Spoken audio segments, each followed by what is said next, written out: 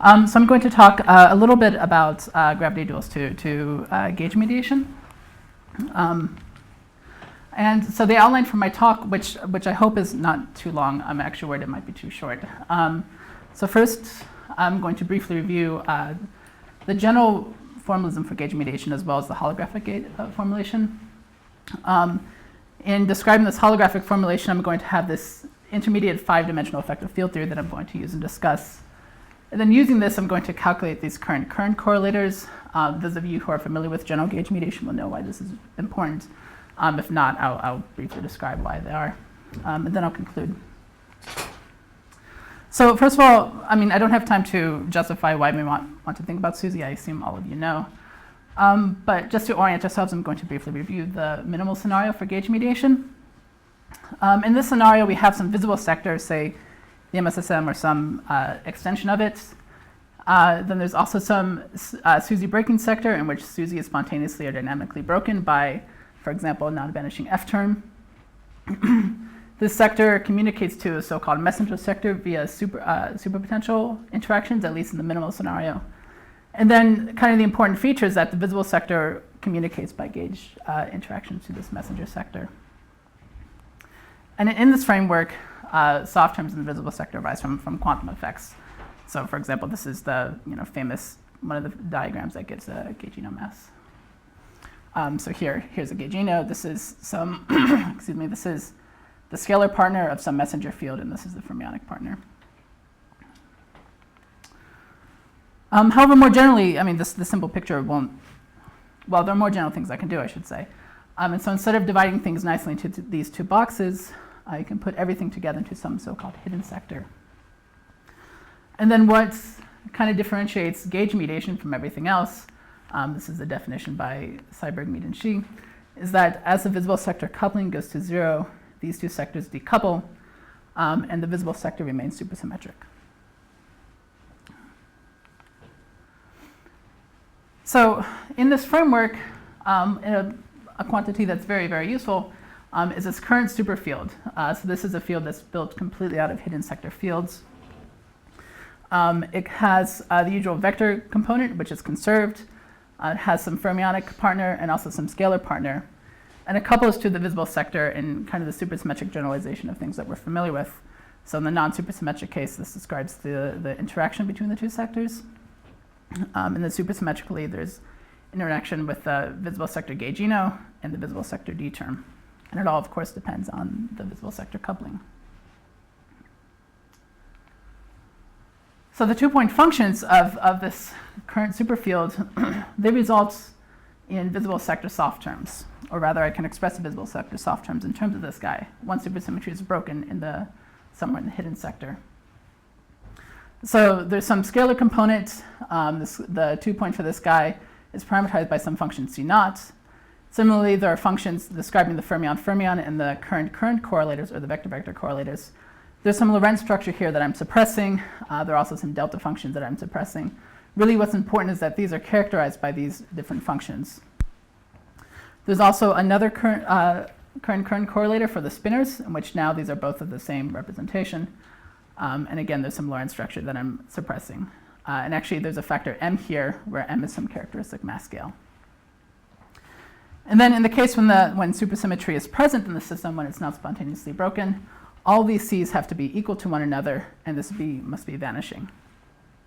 And as a result, or not as a result, but one way to see this is that the visible sector gaugino mass is proportional to B1 half evaluated at 0 momentum. And the fermion masses kind of go as this integration over all of these guys. These factors of 3 and 4 just arise from the numbers of degrees of freedom in the vector and spinor components. Okay. So this is all the framework of general gauge mediation by these guys. So in general, the hidden sector might be strongly coupled, and I can't calculate these in any sort of direct way. However, one of the things that ADS-CFT was essentially born to do was to calculate these 2-point functions. So ADS-CFT, or more generally gauge gravity duality, gives us a way to calculate these guys. And here basically what I'm doing is, instead of this picture, I'm going to replace this hidden block, this black box, with a warped throat. And then probably should combine these two slides. So when G vis is equal to 0, then the visible sector gauge group is a flavor group of the hidden sector. And then the dictionary between the gravity side and the gauge theory side for some in this picture. So the hidden sector is realized by the entire warp geometry. The famous example that they use is Klebanov-Straussler. The visible sector gauge group, which in this limit is again a flavor group of the hidden sector, is realized by some D7s that kind of fall a little bit into the throat. J mu, this is the hidden sector current that couples to the visible sector, vector. This is dual to the vector field living on the D7 brane. And the non-supersymmetric state is dual to the addition of anti-D3 branes, which I represented by this little pink dot here. And this star is to remind me that actually the back reaction of these is a subtle issue, and someone will talk more about it tomorrow.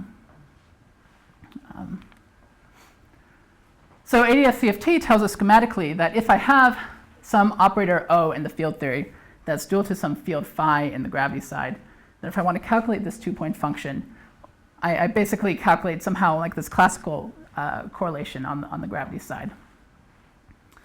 So here, the appropriate gravity side action. So remember, I'm interested in the correlators for fields that are dual to D7 fields. The appropriate action comes from the dBi and Chern-Simons action for the D7 brane. Then, to maintain calculability, what I'm going to do in this presentation is I'm going to model the hidden sector in some like very ridiculously simple way, which I'm going to model it by ADS5 cross S5, at least before the addition of anti-D3 branes. So you should really interpret this as definitely a toy model. And I'll talk a little bit about some of the drawbacks of doing this in a moment. Furthermore, I'm going to model the visible sector gauge group by a U1, but this is somehow not a major complication. This is just for simplicity of notation. Okay. So in order to calculate these two-point functions, it turns out to be useful to have some five-dimensional effective field theory. And there are two ways that I'm going to go about doing this. One way is that, well, these D7s are going to wrap some S3 in the setup that I have here. And the dimensional reduction of this theory is pretty straightforward. When you do so, you get some five-dimensional action that has some kinetic terms. They're actually non-canonical kinetic terms. There's some function in here in general that I haven't written down. There's, of course, a mass for the gaugino. There's a mass for a scalar that corresponds to the transverse deformations of the 7 brane. There's also this kind of weird coupling here that vanishes in the pure ADS case.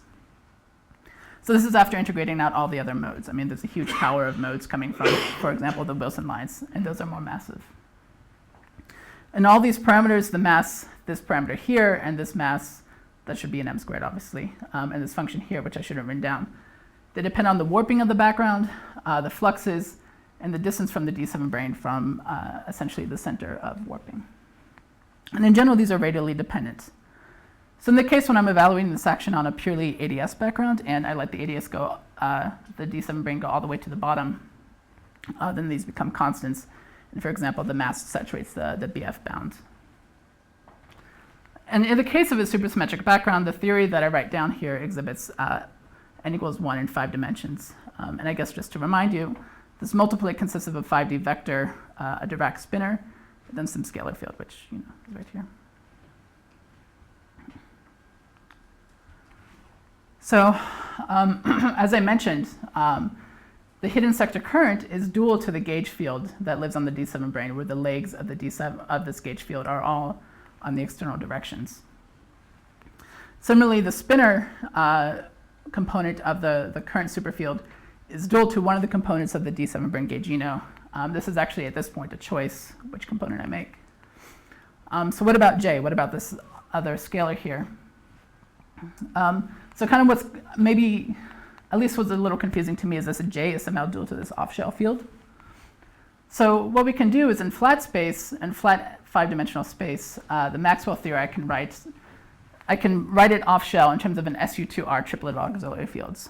So N5 equals 1 exhibits some SU2R symmetry, and there's an auxiliary field that transforms into 3. And then I can take this theory and I can write it in 4-dimensional superspace. I at least learned these from these papers. It's possible it may be elsewhere. So when I do this, I write this in terms of one chiral superfield. This is supposed to be one chiral in n equals 1 in 4 dimensions, and one vector superfield. And the auxiliary component of this vector field is related to one of the auxiliary components here, and also a derivative of the scalar. And since this is an n equals 2 theory, n equals 2 in 4 dimensions, there's some choice of where I can bend the n equals 1 that I'm really interested in. And then kind of an arbitrary choice that I make is that I embed this n equals 4 by making the identification that this vector superfield is dual to the current superfield that I'm interested in. This is one of the ways in which this is toy. I mean, more realistically, I'd want some hidden sector that exhibited n equals or only had 4 supercharges. So that was in the flat space case. Wow. So when I want to go into warp space, what I can do is basically warp the fermionic coordinates of superspace. Here the warp factor is defined in this way for ADS. D7, or the auxiliary field, is similarly modified. So it was this before, and now some warp factor appears here. Rho is some radial coordinates. They work this out for the ADS case, but it works more generally for any supersymmetric case. And when you integrate out x3, which is easy to do, this turns out to be the dual to J. So it's essentially sigma, that scalar field that I mentioned here, but it carries like a derivative and some warp factors and some other rho factor. So now I want to prepare the state. This is prepared by back reaction of the anti-D3 branes. Really what's important here is the warp factors and the 5-form flux up here. And all these, the differences from the ADS case are proportional to the relative number of antibranes that I add. For a space that's asymptotically anti-de Sitter, which is like this, it turns out that the scalar field always has a solution of this form, which might be a little different from what you're used to. That's because it saturates the BF bound. And then just by plugging things in, you can find in asymptotically ADS spaces, D takes this form. So here, this leading term is identified as the source. The subleading term is the response. And then I can determine the response as a function of the source by imposing some infrared boundary conditions. Then to actually calculate the correlators, you go through the process of holographic renormalization, for example. For want of time, I'm just going to kind of skip through.